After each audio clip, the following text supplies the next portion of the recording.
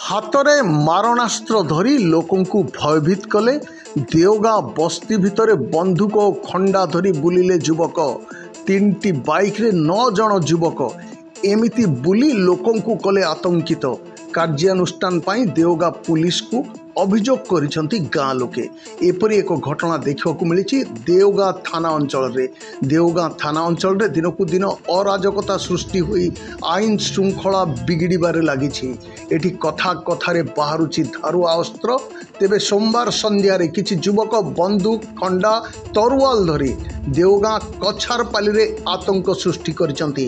ଏହି ଯୁବକମାନେ ବାଇକ୍ରେ ଦ୍ରୁତ ଗତିରେ ଯାଇ ବନ୍ଧୁକ ଦେଖାଇ ଲୋକଙ୍କୁ ଭୟଭୀତ କରିଛନ୍ତି, ଯାହାର ଦୃଶ୍ୟ ବସ୍ତି ଭିତରେ ଲାଗିଥିବା ବିଭିନ୍ନ ସିସିଟିଭି କ୍ୟାମେରାରେ କଏଦ ହୋଇ ରହିଛି।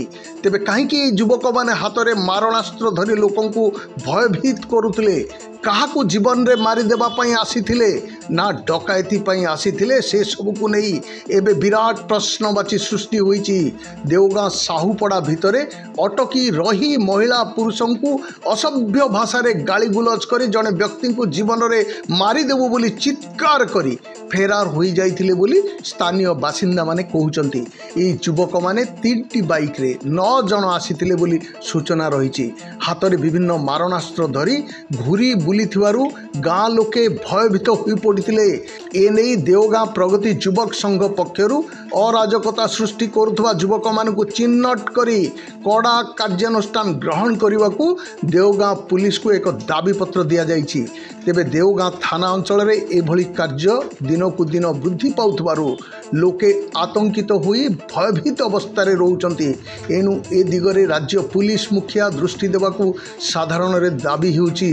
ଦେଓଗାଁରୁ ମନୀଷ କୁମାର ସାହୁଙ୍କ ରିପୋର୍ଟ, କୋଶଳ ପ୍ରବାହ।